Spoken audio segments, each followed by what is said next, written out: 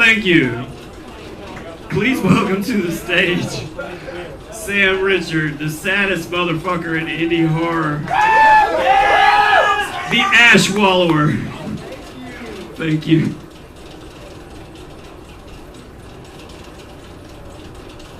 Find my page. So I'm a little pissed that I have to follow that. Everybody tonight has been amazing. This is the first night of our Weird Fucked Up tour. Thank you for coming. There's 6 DIY punks doing it ourselves. So my name's Sam Richard, as Evan said. I run Weird Punk Books. I'm a fucking writer, I don't know. For everyone here who doesn't know me, I'm also a widower, and August 13th was the 5-year anniversary of my wife's death. And I'm going to read you a sad story, because that's what the fuck I do. And this story is in the Taken by the Horns Black Metal Anthology, or in the Shadow of the Horns Black Metal Anthology that the guys from Castain put out. There's a few copies over there left. It'll also be in my forthcoming collection that's going to come out in a couple months that I don't have a name for, because, I don't know, fly by the Cedar fans. This story is called Taken by the Mountains. A feral, wounded cry echoed over the darkened woods.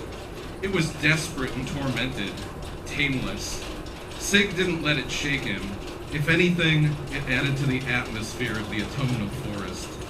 Taking another swig of stolen whiskey, he tried his best to shake her ghost from his mind. Swaying feet always hid in the shadows. Attempting to quell the grief-fueled panic in his chest, Sig inhaled deeply from his leather pouch as he swallowed the cheap liquor. Its burn intertwined with the old rot and musky earthen soil he'd carried with him since the day Nat died. The combination was like sweet ambrosia. It centered him, made him more aware of his surroundings, more aware of himself. Sig stretched his hearing as far as he could through the dense trees. With the howl having subsided, the only sound louder than the rustling of branches was his heart pounding in his ears.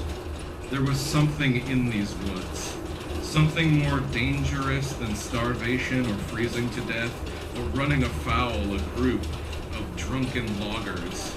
Sig reminded himself not to get too comfortable. With that thought lingering in his mind, he took another swig of the pilfered bottle and greedily breathed in the sweet smell of death. Let it be ever a reminder of her, he thought to himself. A frigid wind tore through the forest, rattling branches like bones, and the monstrous thing on the other side of the mountain cried out again. This time the howl quaked through Sig's soul. The primal cry held anger, rage, pain, despair. Sig knew that feeling well, having experienced it himself on endless, cold, lifeless nights. Under his breath, he cursed the world for pushing him deeper into the dark woods. It wasn't by choice that he needed to secure a new place to set up camp. The world of logging and shale fracking was slowly bleeding the mountain dry of its beauty and spirit, of its overgrown, mysterious places, of Sig's isolation. The loggers were encroaching on his camp. Somehow Sig had been able to go relatively unseen for 6 years, and he wasn't about to let some heavy machine operator find him and ruin the life he had built back up from nothing. His life. Far away from prying eyes and medical examiner reports of expectant family and well-meaning friends. He could give them no answers, and without Nat, there was nothing for him within the needless velocity of the rest of the world. He'd sought the caress of nature soon after he'd failed at finding the caress of a rope around his neck. It sounded romantic in the early days of grief, to go out as she had, but it was just another failure in a lifetime full of them.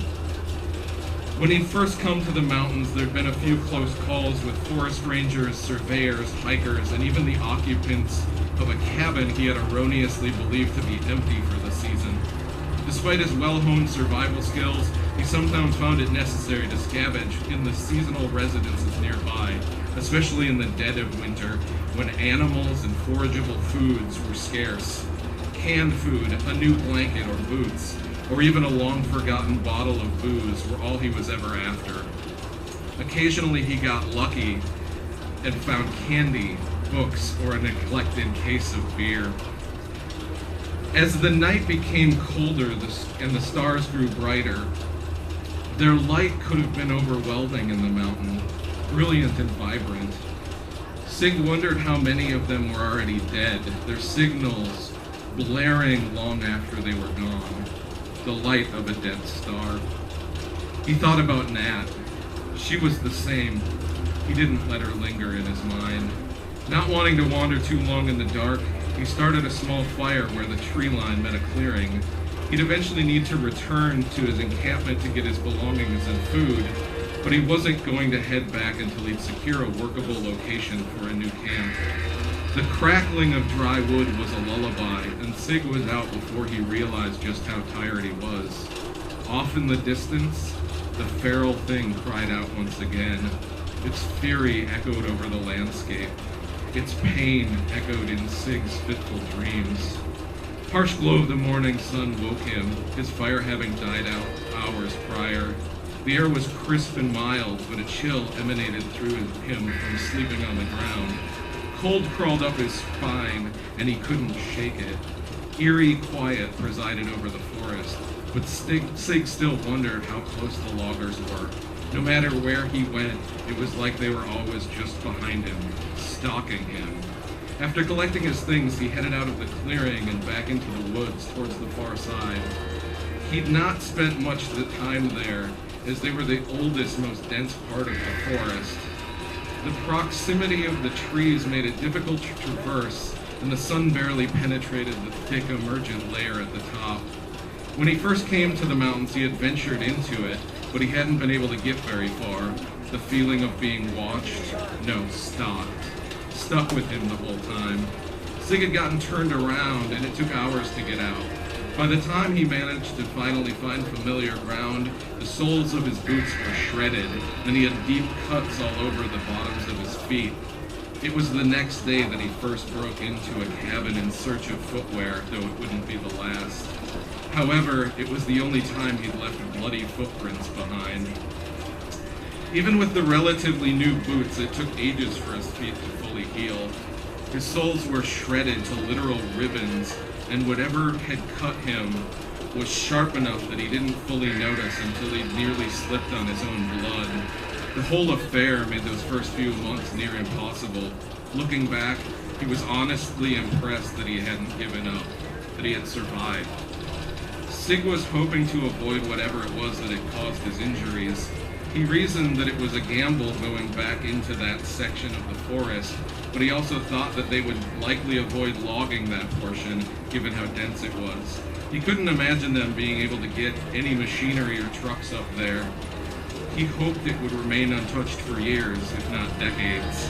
It was somewhere he could possibly make into a home for the rest of his life, and perhaps never end up seeing another person unless he intended to. Peace came over him as he thought, but not enough to abate the gnawing fears of the place. Fears of the dark, the unknown ancient atmosphere, of the sensation of being followed, of whatever it was that cried over the mountains in the black hollow of night. Pushing off, Sig thought about what had brought him here. She hung in his mind and gently swayed in the breeze above him with each step. He tried to tamp it down, but he caught flashes of her in the corner of his eyes, her bare feet dangling, her dress dancing in the wind, her pallid flesh and unmoving lips, the hazy gray of her eyes and the stiffness of her body, the stench of her. It was as if he carried it on the back of the wind through the trees. It always followed him. The world was a fucking awful place, but she made it tolerable. Without her, the only thing left was the earth, beautiful and terrible and eternal. The sublunary sphere was everything. Nature held fury and growth and rot and hope and something deep that humanity had traded, discarded like it was nothing in the name of a false sense of security and comfort. But he pressed on, exiling her corpse from his mind, breathing in the autumnal sense of the unblemished wilderness. Sig's hand twitched as the PTSD passed. and he grounded himself in the only place that had ever made sense after her death. Nature was cruel, yes, but it also encouraged adaptation, cleverness, fortitude. There was honor to being a part of it, in embracing it and not trying to tame it. As the hours went on, Sig got closer to the ancient section. The air became thin and his breathing grew labored. Walking into an open area, the smell of rotting wood overwhelmed him. For as far as he could see, the trees had been cleared. Nothing was left but the stumps, fallen branches, and sodded pieces of rotting sawdust. Fresh rot lingered in the air, and hordes of black flies buzzed around in a frenzy, blanketing the ravaged landscape in a sheet of shifting darkness. Beneath the decay, anger flooded through Sin's veins. This place was a part of his home, and they had ruined it. They kept ruining it. All these years spent in the forest since Nat had died, all the years of industry slowly eroding the landscape, he'd never seen anything like it, never anything on this level. His nostrils flared as he surveyed the scale of the damage. That's when he saw all the blood. At the far end of the clearing, a shimmering red blanket baked under the midday sun.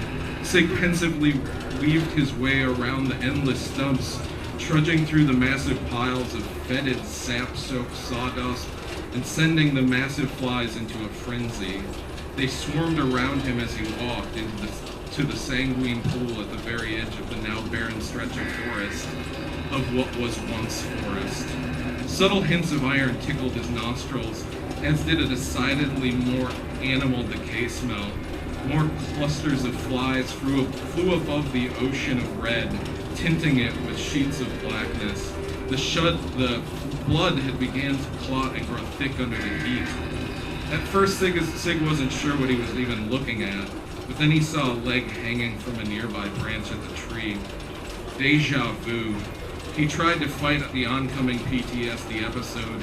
He tried to fight the ghost of Nat dancing in the trees, but this was something different. There was another leg dangling in some branches, and a severed hand, and feet. Body parts littered the area. Thank you.